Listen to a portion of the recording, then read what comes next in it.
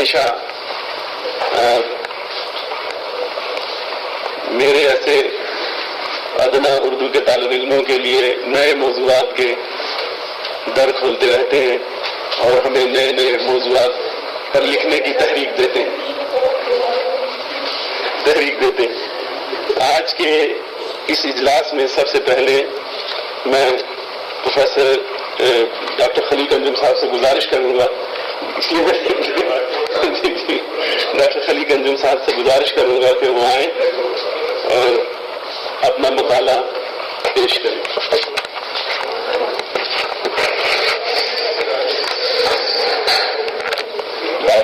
خواتین و حضرات، یہ محض اتفاق ہے کہ جس موضوع پر میں مقالہ پڑھ رہا ہوں اس پر 3 مقالے پہلے پڑھے جا چکے ہیں. تو جب وہ مقالے پڑھے گئے اور ان کا اناؤنسمنٹ ہو رہا تھا یا اس کے بعد مجھے لگا سر میرا مقالہ بالکل بے معنی ہو جائے گا، لیکن پھر جب شام کو پڑھا تو مجھے لگا کہ نہیں، اصل میں رالف فصل صاحب دلی آئے ہوئے تھے تو ہم نے انجمن میں اردو گھر میں ان کو بلایا تھا. میں نے پھر ان سے بہت سارے سوالات کیے اسی پوائنٹ آف ویو سے، یہ کہہ کے بلایا تھا کہ مجھے پیپر لکھنا ہے، ذرا کچھ آپ سے معلومات حاصل کرنی ہے.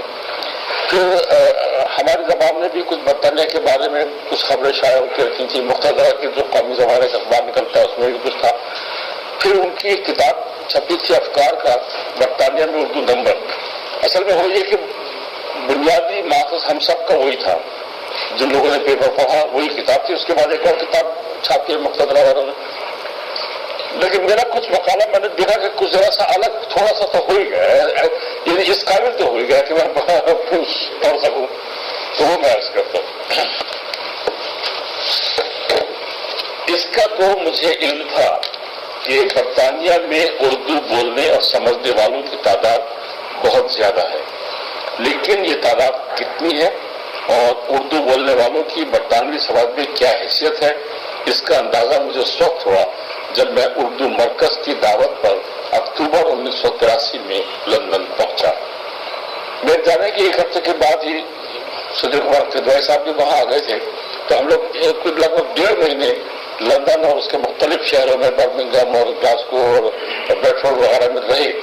اس نے تھوڑی سی معلومات وہاں ہماری فرسٹ ہینڈ بھی رہی. لندن اور انگلستان کے مختلف شہروں میں 1.5 مہینے ہمارا قیام رہا.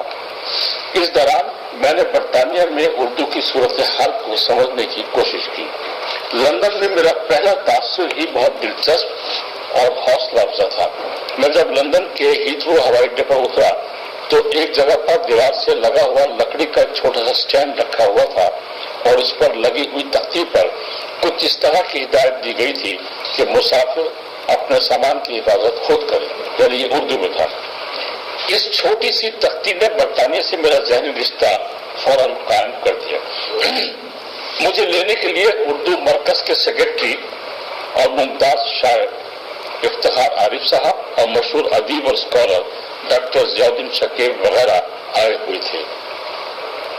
جیسے ہی ہوائی اڈے سے باہر نکل کر ہم کار میں بیٹھے، افتخار عارف صاحب نے مجھ سے کہا کہ یہاں سے ہم سیدھے ایک مشاعرے میں جا رہے ہیں، اس مشاعرے کی صدارت تمہیں کرنی ہے.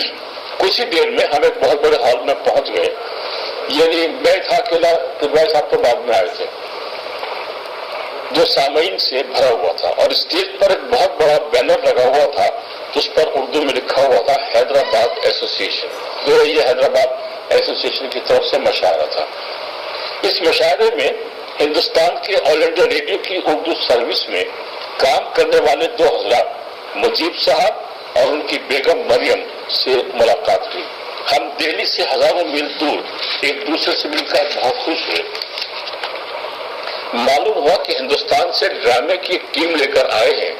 3-4 دن سے وہ لندن شہر میں ڈرامہ کر رہے ہیں. مجیب صاحب نے مجھے بھی ڈرامہ دیکھنے کی دعوت دی اور ایک کارڈ مجھ کو دے دیا. دوسرے دن میں ڈرامے میں پہنچ گیا.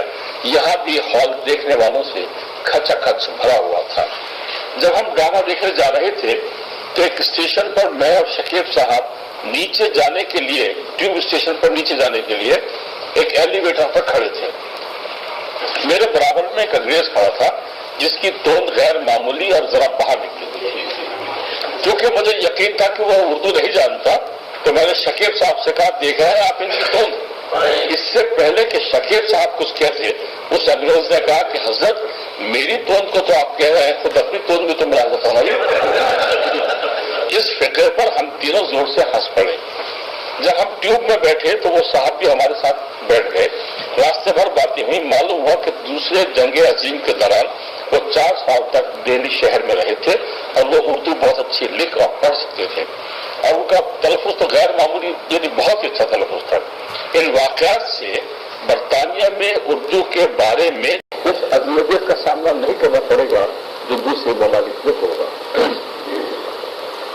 اگرچہ ہندوستانی مشرقی وسطی کے ممالک امریکہ, کینیڈا, ہالینڈ, اسکاٹ لینڈ, افریقہ, آسٹریلیا, یورپ اور ایشیا کے بیشتر ممالک میں نوکری کی تلاش میں پہنچے تھے, لیکن جیسا کہ میں نے ابھی اوپر کہا کہ سب سے بڑی تعداد میں یہاں کے لوگ برطانیہ نہیں پہنچے. اس وقت صورتحال یہ ہے کہ لندن کے علاوہ Birmingham, Bradford, Manchester, Leeds, Nottingham, Glasgow اور دوسرے شہروں میں اردو بولنے والوں کی بہت بڑی تعداد موجود ہے. برطانیہ یورپ کے دوسرے ممالک میں اردو بولنے والوں کی تعداد لگ بھگ 30 لاکھ ہے اور سب سے زیادہ اردو بولنے والے برطانیہ میں ہیں. 1971 کی مردم شماری کے مطابق برطانیہ میں بر صغیر کے تارکین وطن کی تعداد لگ بھگ 5.5 لاکھ تھی. 1975 میں یہ تعداد 8 لاکھ ہو گئی اور اس وقت ان کی تعداد لگ بھگ 15 لاکھ ہے. اس لیے یہ کہنا غلط نہ ہوگا کہ بر صغیر سے باہر سب سے زیادہ تعداد اردو بولنے والوں کی برطانیہ میں ہے. جن ممالک میں اردو والے ملازمت کی تلاش میں پہنچے بیشتر مقامات پر وہاں کے تعلیمی نظام میں اردو کو شامل کر دیا گیا اور جہاں نہیں ہے وہاں اب شامل کیا جا رہا ہے. یہاں بس میں ایک ہی مثال دینا چاہتا ہوں. یہ خبر ہماری زبان میں چھپی تھی. اسکاٹ لینڈ میں اردو بولنے اور سمجھنے والوں کی تعداد خاصی ہے, لیکن وہاں اردو کی تعلیم کا انتظام نہیں تھا. 3-4 سال پہلے حکومت کو وہاں پر پہنچنے والے مہاجرین کی ضرورت کا احساس ہوا. انہوں نے ایک سروے کرا کے یہ معلوم کرنا چاہا کہ کتنے بچے اردو پڑھنا چاہتے ہیں اور کتنے ہندی. 2% والدین نے ہندی کے حق میں ووٹ دیا اور 15% اردو چاہتے تھے. یہاں سے حکومت نے اردو تعلیم کا انتظام کر دیا اور ہندی تعلیم کی سہولیات کو کچھ عرصے کے لیے ملتوی کر دیا. پہلے صرف لندن میں انگریز اردو پڑھتے تھے. یہ وہ لوگ تھے جو مختلف شعبوں سے تعلق رکھتے تھے اور جنہیں زبان, تہذیب اور تاریخ سے دلچسپی تھی. یہ کورس بہت کم مدت کا تھا. رائل فضل صاحب نے یہ جو معلومات اب میں دے رہا ہوں یہ رائل فضل صاحب کی دی ہوئی ہے. رائل فضل صاحب نے کوشش کر کے اسکول میں BA آنرس کا 3 سال کا کورس جاری کیا, لیکن بہت جلد انہیں یہ احساس ہوا کہ ان کے شعبے کے دروازے صرف انڈر گریجویٹس کے لیے کھلے ہوئے ہیں. جن لوگوں نے کبھی اردو نہیں پڑھی انہیں اردو پڑھنے کا موقع نہیں ملتا. اس لیے 3 سال کے اس کورس کی مدت کو 4 سال میں بدل دیا گیا. اب وہ لوگ بھی داخلہ لینے لگے جنہوں نے اردو کبھی نہیں پڑھی تھی. اس کے علاوہ مختلف مضامین کے اساتذہ اور طالب علم مختلف ملکوں سے بھی اس شعبے میں پڑھنے کے لیے آتے ہیں. رائل فضل صاحب کئی سال پہلے ریٹائر ہو چکے ہیں. 1965 میں اس شعبے میں رائل فضل صاحب کے شاگرد ڈاکٹر ڈیوڈ میتھیوز کا تقرر ہوا تھا. 2 سال بعد کرسٹوفر شیکل بھی استاد کی حیثیت سے اس شعبے میں آ گئے. کچھ عرصے پہلے جاوید مجید صاحب کا بھی اس شعبے میں تقرر ہو گیا. اب گویا یہاں 3 اساتذہ ہیں اور اس شعبے میں BA آنرس سے لے کر PhD تک کی تعلیم کا انتظام ہے. جن طالب علموں نے اس شعبے سے PhD کی ڈگریاں حاصل کی ہیں ان میں غالباً سب سے پہلے طالب علم خود ڈاکٹر ڈیوڈ میتھیوز ہیں, جنہوں نے رائل فضل صاحب کی نگرانی میں دکنی ادب پر تحقیقی کام کیا تھا.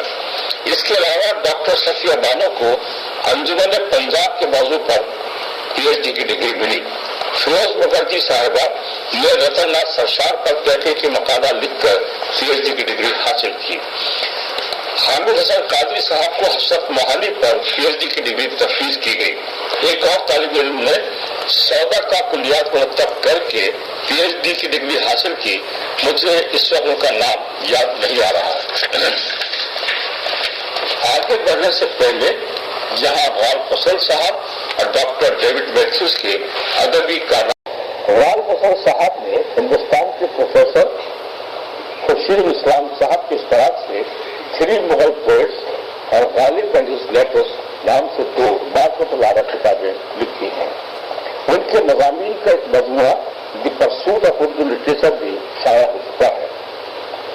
ابھی حال ہی میں انہوں نے افتخار احمد عدمی کے ساتھ مل کر غالب کے فارسی اشعار کا بھی انگریزی میں ترجمہ کیا ہے. یہ کچھ عرصے پہلے پاکستان سے شائع ہو چکا ہے.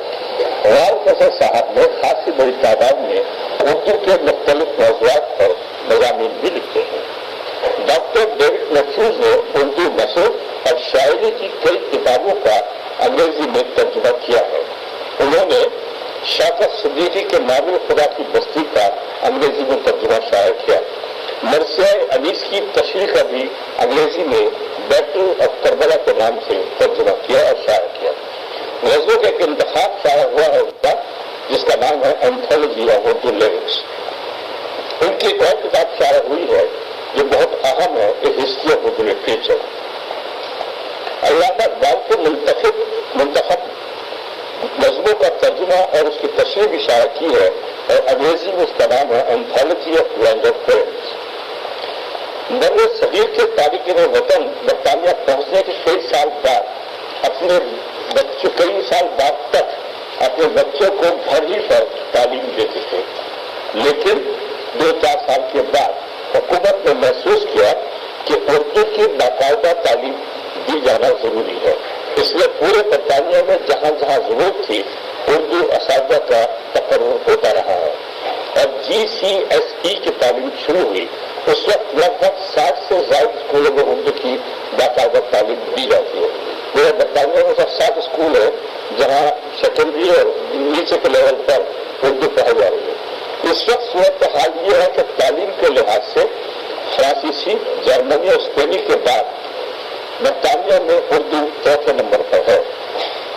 غال فصل صاحب، ڈاکٹر ڈیوڈ میتھیوز اور ایک خاتون استاد صدیقہ مبشر نے اچھی خاصی تعداد میں اردو کی نصابی کتابیں تیار کی ہیں. لیکن یہ کتابیں اب بھی برطانیہ کے اردو طلبہ کی ضروریات کو پورا نہیں کرتی. اس لیے پاکستان اور ہندوستان سے یہ کتابیں منگوائی جاتی ہیں جو ظاہر ہے کہ برطانیہ میں پیدا ہونے والے بچوں کی تعلیمی ضروریات کو پورا نہیں کرتی. 23 جولائی تا 28 جولائی 1994 کو یہ خبر بھی ہمارے یہاں سے دیکھی. برائٹن فورسٹ کالج کے زیر اہتمام لندن میں اردو اساتذہ کی سہ کانفرنس منعقد ہوئی. کانفرنس کا موضوع تھا یورپ اور اردو کا گہوارہ. اس کانفرنس میں یورپ کے مختلف ممالک سے تقریباً 60-70 اساتذہ نے شرکت کی تھی. کانفرنس میں برطانیہ میں اردو تعلیم کے مسائل پر بہت سنجیدگی سے غور کر کے ان کی مشکلات کا حل تلاش کرنے کی کوشش کی گئی. برطانیہ میں ہر سال بڑے بڑے مشاعرے اور سیمینار منعقد کیے جاتے ہیں جن میں ہندوستان اور پاکستان کے ادیب اور شاعر مدعو کیے جاتے ہیں. یا حضرات کو سب کو لیں ایک بہت بڑی کانفرنس یہاں آصف کاظمی صاحب نے کی تھی، ترقی پسند مصنفین کی، اور اس میں ہندوستان سے اور پاکستان سے اور بنگلہ دیش سے اور دنیا کے مختلف ممالک سے اردو ہی کے لوگ بڑھا گئے تھے. یہ کانفرنس 3 دن رہی تھی. جو کہتے ہیں صاحب دیکھیے میں نے اس کے بعد وسائل اور اخبارات کی تفصیل اس میں تو تقریباً ہم 3 پیپرز والے ایک ہی ہو گئے کہ وہ سارے کے سارے وہ اخبارات جو ہم نے لیے ہیں یہ اصل میں برطانیہ میں اردو میں افغان نمبر جو ہے برطانیہ میں اردو کا اس میں جو تفصیلات تھی وہی اس لیے آپ سن بھی چکے وہی اس کے اندر ہے. سوائے اس کے کہ اس میں کچھ اخبار ممکن ہے کل ذکر نہ آیا ہو کہ 7-8 سال پہلے لندن سے ایک اخبار آواز انٹرنیشنل جاری ہوا تھا. اس کے علاوہ جن اخباروں کا مجھے پتہ چلا میں نے کوئی تفصیلات وہی بیان کی جو آپ نے کس کے بعد اندر روزہ عمل اور آواز حق، ماہنامہ فرق اور ماہنامہ شفق، یہ جو رسالے 2 نام کے سارے ذکر کر آ چکا ہے. سلطان محمود صاحب نے برطانیہ میں اردو صحافت نام سے کتاب لکھی تھی. ظاہر جب کتاب لکھی تھی تو اخبار اور رسالے ہوں گے نا 2 ماہی اور 6 ماہی جب تو پوری کتاب بنی 144 صفحات پر مشتمل تھی یہ کتاب 1978 میں ترقی سے شائع ہوئی تھی. میں نے اس کتاب کو صرف اشتہار دیکھا ہے, اس کے مطالعے کا مجھے موقع نہیں ملا. یہاں میں یہ عرض کر دوں کہ یہ جو اخبار ہیں یہ 90% بلکہ 95% پاکستان کے پاکستان جب میں لندن گیا تھا تو جب اخبار اور راوی دونوں بہت زبردست کشمیر کے خلاف ہمارے ہندوستان کے خلاف ایک مہم چلا رہی تھی. تو سفیر کہا جب ان کو معلوم ہوا تھا کہ افتخار نے کہا کہ خلیق دلی سے آئے تو چاہ کے بلایا, لکھا کہ دیکھیے یہاں مجھے معلوم یہ ہوا کہ بعض اخباروں کو پاکستان باقاعدہ پیسے دیتا ہے اور انہوں نے کہا یہ تو ہو ہی سکتا. مجھے معلوم تھا کہ وہ یہی کہیں گے تو میں ایک اخبار کی کٹنگ لے گیا. میں نے کہا دیکھیے یہ کٹنگ یہ ڈاؤن کی ہے فرانسس میں کہنے والے کہ اتنے 1000 پاؤنڈ دیے گئے ہیں یہاں کے اخبار کو بلڈ اپ کرنے کے لیے, مقصد کہ کشمیر کے خلاف وہ بکواس صاحب کر سکیں. سب جو غریب بات کی وہی وہ کیسا ہم سے کیا تعلق ہے. اور میں نے کہا کہ کیا یہ ممکن نہیں ہے کہ اردو کسی کیا اردو کا ساتھ ہم سے ضرور دیکھ رہے بات یہ کہ اردو کا ہم سے کہا ہندی میں ہوگا. میں نے کہا وہ اردو میں ہمارے خلاف. تو پھر مجھے بہت جب غصہ آیا تو میں نے کہا کہ صاحب دیکھیے بات اصل میں یہ ہے کہ ہمارے ملک کو خدا نہ کرے خدا بالکل یہ لگ جائے آگ لگ جائے تباہ ہو جائے کوئی بم توڑا دے لیکن اردو کا نام نہ لے آپ کا تصور کی. اب چائے آج ہی پی کے میں واپس بالکل میں چائے آج ہی میں نے کہا اردو کا نام نا میں واپس آ گیا. پھر اس کے بعد جہاں کی بھی میں نے بڑی کوششیں کی منسٹر ان کا نام یاد میں نے اس میں لکھا ہوا ہے کہ اردو وہاں ہائی کمیشن سے بات ہوئی تھی نام یاد نہیں سب سے وہ ہوگا تو زمانے کا معلوم ہو جائے 83 میں کون تھا ہماری بزرگ سے بات ہوئی تھی میرے نام جان نہیں نا سر. اچھا اب دیکھیے میں کہنا چاہتا ہوں کہ یہ بھی میں آپ آگے میں عرض کروں گا ان اخباروں کے معاملے میں ایک گورنمنٹ آف انڈیا کا ایٹیچیوڈ یہ ہے معاف کیجیے گا کہ یہ زبان مسلمانوں کی ہے نا اور یہ ایٹیچیوڈ باہر بھی یہی ہے. ابھی ایک صاحب مجھ سے بتا رہے تھے کہ کچھ معاملہ ہوا انہوں نے وہاں کے سعودی عرب میں اپنے سفیر سے بات کی سوال ہے تو ان کا صاحب یہ تو مسلمانوں کی زبان ہے یہ مسئلہ ان کا ہمارا نہیں ہے. یہ ایٹیچیوڈ پوری دنیا چونکہ یہاں ہے. اب لطیفہ کیا ہے اگر خلی قدم یہ کہہ رہے کہ یہ مسلمانوں کی زبان ہے تو یہاں کبھی پیچھے بناتے کہ دیکھو یہ کہہ رہا ہے مسلمانوں کی زبان ہے دیکھو یہ اور آپ کی ساری مرکزی حکومت آپ کی صوبائی حکومت آپ کے سارے ادارے آپ کے سب ایل بی جی آپ کی پولیٹیکل پارٹی بغداد پوری صاحب سے سوال کیجیے مینیفیسٹوز میں جب مائنورٹیز کا ذکر کرتے ہیں اب مسلم مائنورٹی کا ذکر ہوتا ہے تو اس میں اردو کا ذکر آتا ہے کہ ہم یہی سہولت دیں گے. کون کہے کہ صاحب یہ زبان ہماری کیا ہے یہ زبان تو ہماری اب یہ سیکولر وغیرہ کی جو باتیں آپ سب جانتے ہو یہاں کہنے کی ضرورت نہیں ہے. لیکن بدنصیبی یہ ہے کہ ہماری مرکزی حکومت ہماری صوبائی حکومت ہے سب اس کو اردو مسلمان کی زبان بتاتی ہے اور یہی رویہ ان کا ہندوستان سے باہر ہے جو اردو کی بربادی کا ایک بڑا سبب بنتا ہے. اس قدر ہمارے خلاف پروپیگنڈا جنگ میں ہو رہا تھا اور راوی میں دوسرے اخباروں میں لیکن صاحب گورنمنٹ آف انڈیا اس کے لیے تیار نہیں تھی کہ یہاں کے اخبار ملا اپنا وہاں ایڈیشن نکالنے سے ان کے ایڈیشن کیسے زبردست نکلتے ہیں صاحب ان کے پڑھنے والے بھی بڑے زبردست ہیں گورنمنٹ کی ریٹ بھی ہے ایسے خوبصورت اخبار جن کے ہم دفتر میں گئے تو صاحب کیا دفتر تھا ان کا کیا شاندار کا اسٹاف اور کیا ان کے پاس پیڑ وغیرہ اور اردو میں ملا کے سارے یہاں سے نکالتا رہا کسی میں پتہ نہیں اس کا کیا حالت نکل رہا ہے اس سے حالت خراب. لیکن گورنمنٹ آف انڈیا اس کے لیے تیار نہیں تھی کہ ملاپ کو تھوڑی سی فائنینشیل سپورٹ دے کر اسٹیبلش کر دے کہ وہ ان اخباروں کا مقابلہ کر سکے اس کے لیے وہ تیار نہیں. اس کے بعد صاحب میں نے یہ بتایا ہے کہ وہاں پر جو انجمنیں ہیں ادبی انجمنیں اس کا بس شروع کا سن لیجیے آپ کو. برطانیہ میں خاصی بڑی تعداد میں ادبی تنظیمیں ہیں. برطانیہ کی پہلی اردو ادبی تنظیم ادبی مجلس ہے جسے موجودہ صدی کی 30ویں دہائی میں وزیر ہند کی کونسل کے ممبر سر عبدالقادر نے لندن میں قائم کیا تھا. اس مجلس کے جلسوں میں مولانا حسن بہانی ڈاکٹر اختر حسین اور حفیظ جارندی جیسے ممتاز ہستیوں نے شرکت کی تھی. اس کے بعد میں نے وہ ساری انجمنوں کا ذکر کیا جن کا تذکر آ چکا ہے. پھر وہاں پر صاحب میں آپ سے بات بتاؤں یہ کچھ اردو کی ترقی اور اس کی فروغ کا اعتراض یہ بھی ہے کہ اس میں الحمدللہ شاعر زیادہ ہے. میں واقعی کہوں گا ایک کہوں گا شاعر میں بیٹھے ہو آپ گنتی ہوتا رہے تو ایک سے ایک شاعر نکلیں گے. ایک پتہ نہیں آئے گا کہاں سے آئے گا. واقعی میں کہہ رہا ہوں.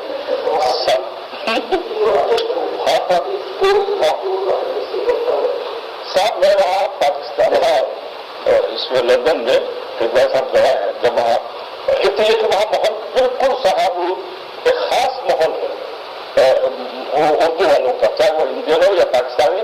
جب وہ کھانے کو بلائیں گے لازمی طور پر بڑا زبردست کھانا کھلائیں گے, 20-25 لوگ بلائیں گے, مرغ اور چکن اور نہاری اور پتہ نہیں کیا کیا چیزیں, لیکن کھانا کھلا کے آپ کی جان نکالیں گے. پھر جو مشاورہ سنائیں گے وہ کھانے سے پہلے اب آپ کہتے ہیں بے بس ہے کہ بھائی ان کے مہمان ہیں اگر تو مارے جائیں گے. اچھا پھر یہ وقت پڑتا ہے کہ آپ کو آ کے ڈال کے جب شاید آپ کو سنا رہا تھا آپ محبت کہتے غلط جیسے آپ کو کہنا پڑتا ہے. یہ دیکھیے یہ اپنے اپنے ڈانسرز ہیں. اچھا وہ مقصد یہ ہے کہ میں باقی آپ سے مذاق سے کروں کہ پاکستان میں جتنے شاعر ہیں کہ فورچونیٹلی آبادی کے اعتبار سے تناسب سے وہ انڈیا پاکستان سے زیادہ ہے. تناسب کے اعتبار سے میں کہہ رہا ہوں. یعنی یہ وہ تو کیا ہے کہ ان کا ادبی جو مشغلہ بلکہ ان کی زندگی کا جو وہ ہے مشغلہ وہ یہی, اور یعنی ان کے یہاں اور اس طرح کے کلب وغیرہ ہیں انگریزوں کے وہاں جاتے ہیں انڈین ایشیاز جاتے ہیں. مگر وہ بات یہ پیدا ہوتی ہے وہ شعر و شاعری میں یا تو وہ شعر خود کہتا ہے یا شعر فہم ہے. شعر فہم میں کم ہوتے ہیں شعر کہنے والے زیادہ. مثلا میں آپ کے واقعہ سناؤں کہ میں مثال یہ ہمارے محترم پروفیسر قبلائی اور عاشور کاظمی ہم تینوں ایک مشاعرے میں ایک جگہ دعوت تھی ہماری برمنگھم میں. ہم گئے ایک دن اور وہاں رہے رات کو تو دوسرے انسان کو بہت زبردست دعوت تھی اور بہت ہوتا ہے. ہم سے بھی کہا کچھ بولو تو ہم تو 5-7 منٹ بھی بولے, باقی تو پھر بولنا شروع کیا. مشاعرہ صبح 4 بجے تک چلا تھا اور حالت یہ ہو گئی. اچھا دوسرے دن لندن پہنچا تھا آسو صاحب کو بزنس کام کا, تو میں تو بہت خدا کے کام میں کہا کہ خدا کا شکر ہے اب تو شاعروں سے بچ گیا. تو میں آپ اور یہ ہے 3 گھنٹے کا 4 گھنٹے کا صاحب گاڑی میں بیٹھتے عاشور کاظمی نے کہا میری بغل سو جی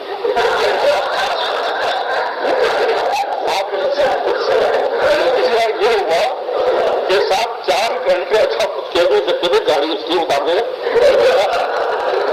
گاڑی اب دے کے گئے بہت محبت سے اپنے گھر بھی رکھا ہے. اب وہ سننا پڑا وہاں پر بہت سے یعنی اچھے بھی شاعر وہاں پر اور صاحب وہ دوسرے درجے کے بھی.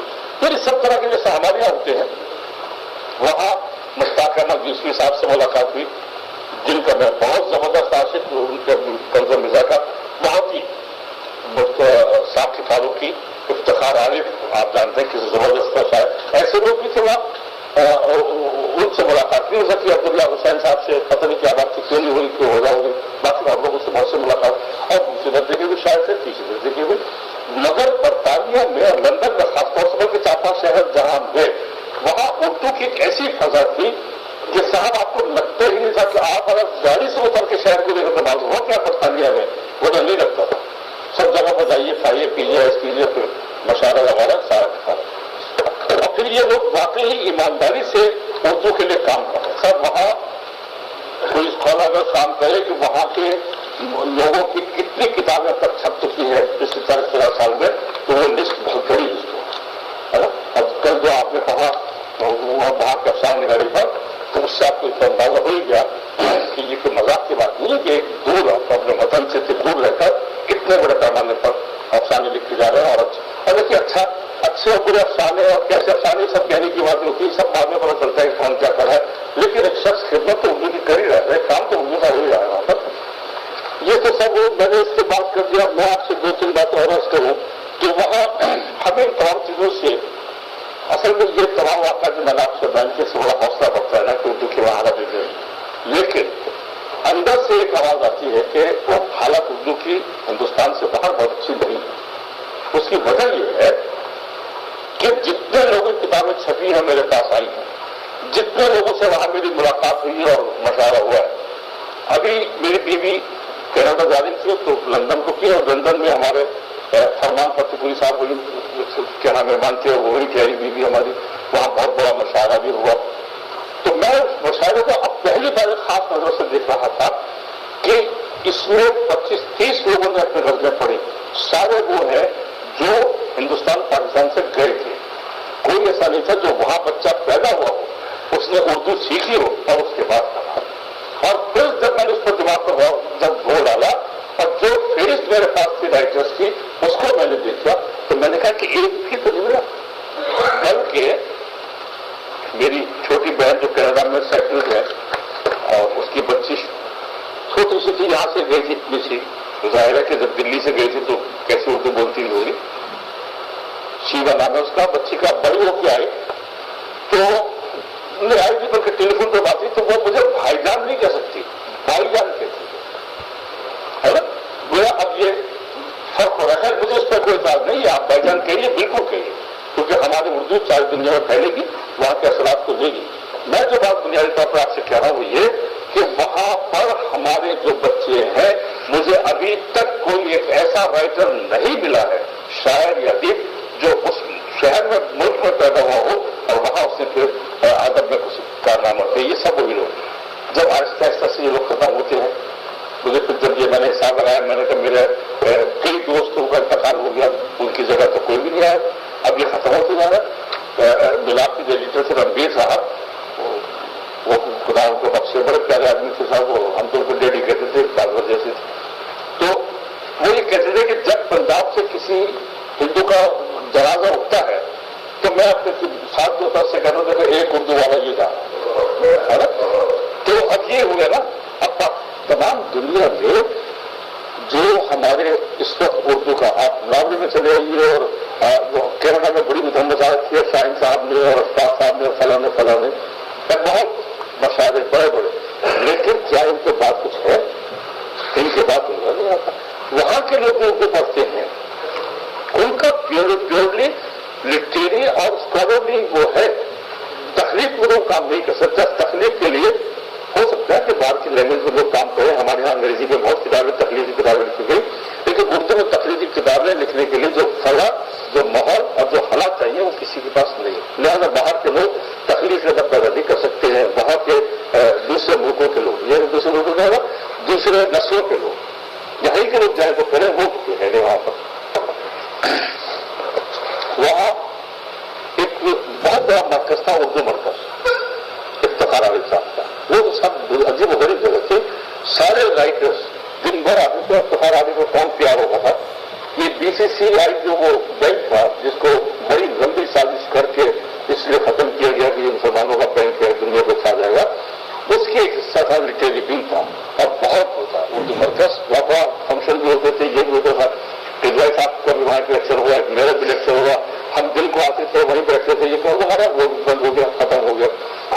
अब वहां पर वो पहली जैसा माहौल नहीं रहा जैसा कि 83 में था, डेटोरेट कर रहा है, गिर रहा है, सवाल का शिकार हो रहा है। इसका मतलब ये है कि हमें ये सोचना पड़ेगा कि हम क्या करें।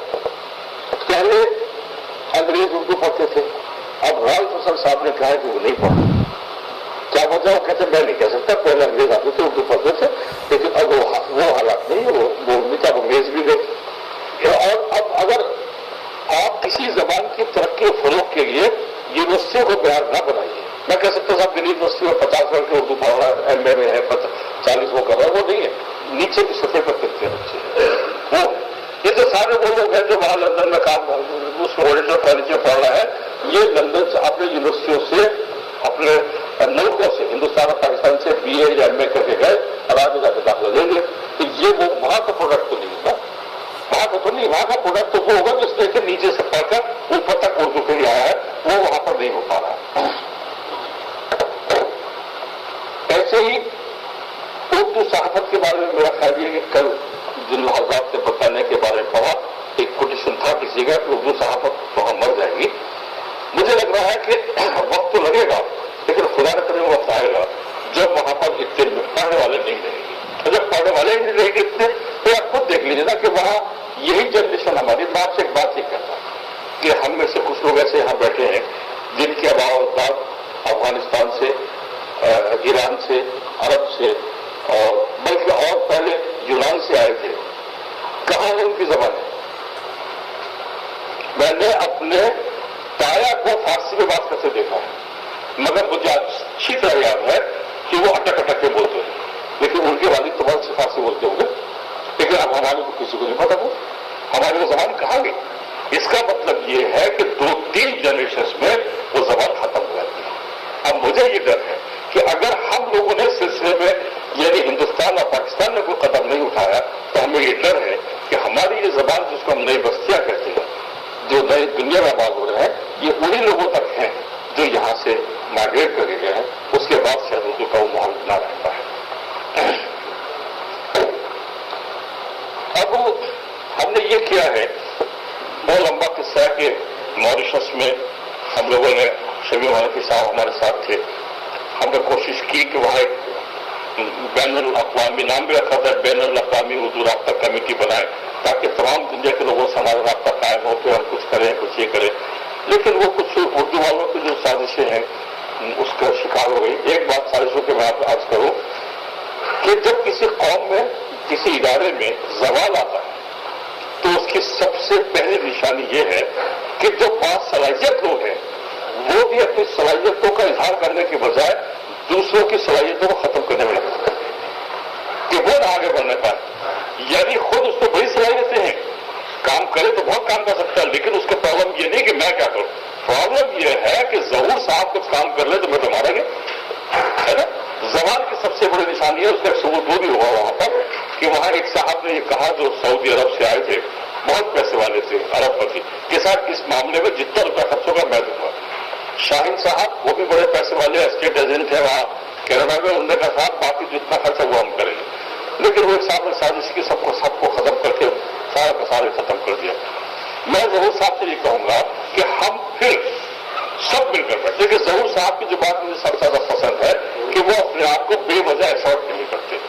کل سے بھی آپ نے دیکھا ہو سیمینار میں، یہ سیمینار اگر دلی میں ہوتا تو ایک چودھری صاحب آپ کی جان نکال دیتے تقریر کر کر کے، آپ کو پتا نہیں ہے. یہ خدا کا شکر ہے سیمینار یہاں ہو رہا ہے.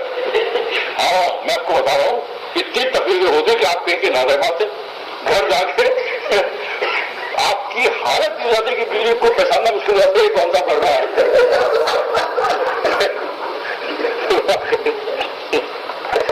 تو میں یہ کہہ رہا تھا کہ میں نے آپ سے کہا ہے ظہور صاحب سے کہ صاحب ہم سب لوگ مل کے بیٹھتے ہیں، کچھ لوگ آپ ڈھونڈیے، کچھ ہم ڈھونڈتے ہیں، ایک 10-12 آدمی کی میٹنگ ہم جموں میں یا دلی میں کریں اور ہم ایسے لوگ دیکھ لیں.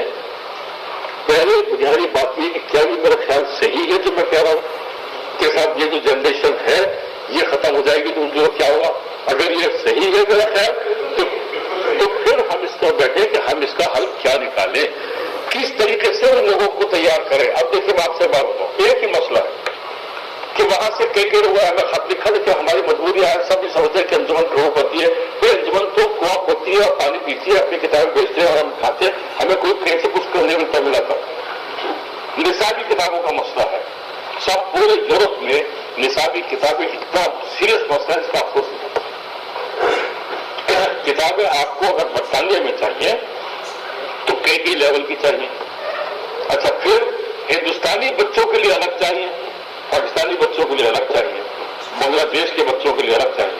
اگر کچھ بچے وہاں پیدا ہوئے تو ان کے لیے اب 4-5-6 طرح کے سیٹ چاہیے. ہے کیا کہ ایک بار ہمارے یہاں کتاب گئی اور اس میں پنڈت نہرو کی تعریف ہے اور سردار پٹیل کی اور ابوالکلام آزاد کی، تو وہ کوئی بہانے کو تیار نہیں. ہو سکے کہ وہاں پاکستانی بچے کے اوپر لگے کیا ابوالکلام آزاد ہندوستان کے سب سے بڑے فریڈم فائٹر تھے، وہ کیوں مانیں گے اس کو، ہے نا. اچھا ایسے ہی پاکستان میں جناح صاحب کا لیاقت صاحب کی تعریف ہو تو ہندوستان کیسے مان لے رہے. تو اب ہم یہ کام ہمارا ہے کرنے کا کہ ہم تمام ہندوستان اور پاکستان کی بنیاد سے رکھ کر اردو کے لیے وہاں کے لیے بھی کتابیں تیار کرائیں، اپنے لیے بھی اور پاکستان کے لوگوں کو بٹھائیں. تو پھر آپ بھی بیٹھیے، آپ ایسی کتابیں تیار کیجیے، ہم ایسی کریں. یہ میں بات کر رہا ہوں برطانیہ کی. اب آپ آئیے پوری دنیا میں کینیڈا کی زبان الگ ہے، وہاں کے حالات الگ ہے، وہاں کا سوشل کانٹیکسٹ بالکل الگ ہے، وہاں کی کتابیں الگ ہوں گی، سعودی عرب کی کتابیں بالکل الگ ہوں گی. بات سوچنے کا غرض یہ ہے کہ صاحب اگر کرنے پر ہم آئے تو اتنا بڑا کام ہے کہ جس کا کوئی تصور ہے. لیکن چھوٹی ہی سے شروعات ہم کر سکتے ہیں، نصابی کتابوں سے شروع کریں، ہم چھوٹی ہی شروعات. اچھا پیسوں हमारी किताबों की फरोख्त बहुत अच्छी होगी, है ना। हिंदुस्तान के वहां लोग ऐसे हैं जो चाहते हैं कि हिंदुस्तानी के कल्चर पर, यहाँ की तहजीब पर, मजहब पर, हिंदू मजहब पर, मुस्लिम मजहब पर किताबें छोटे छोटे बच्चों के तैयार हो, लेकिन उसकी तबाह वो म्यार हो जो वहां के बच्चों का म्यार है, किताबें जो वहां की है वो। तो ये काम भी हम कर सकते हैं। ये चंद बातें थी जो मुझे आपसे, हमने ये काम भी शुरू किया है अंजुमन में, और ये खासा हो गया है, 150-200 पते हमारे पास आ गए हैं कि हिंदुस्तान से बाहर जितने भी लोग हैं उर्दू वाले, चाहे वो वहीं के पैदावार हो, वहीं के लोग हैं, उसी मुल्क के लोग हों, या यहाँ से गए हुए तारीख के वतन हो, उन सब के नाम और पते हमने हासिल किए हैं और कर रहे हैं हम, ताकि जब अगर वाकई कोई बड़ा काम करे तो ये सब नाम और पते जो है वो हमारे काम आ सकते हैं। ये चंद मेरे ख्यालात से साथ जो मैंने आपके सामने उसके लिए, मेरे ख्याल से बरतानिया पर जो मैंने मजमून कहा तो खुदा का लाख शुक्र है कि वो बच गया करके बजाने से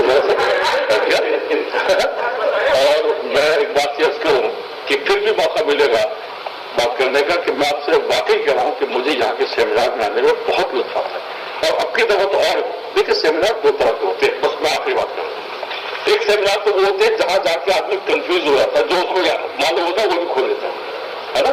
वहां ऐसी गलत बहसें होती है कि जो आपको आता था वो भी खत्म, और एक होता है कि जहां जाकर आपके इल्म में इजाफा होता है। मैं कम से कम कल से कई पेपर ऐसे हुए जहां मेरी मालूमात में इजाफा हुआ, मुझे मालूम हुआ कि सेमिनार में आने का मुझको फायदा हुआ, और इसका हमें शुक्रगुजार होना चाहिए जरूर साहब का कि ये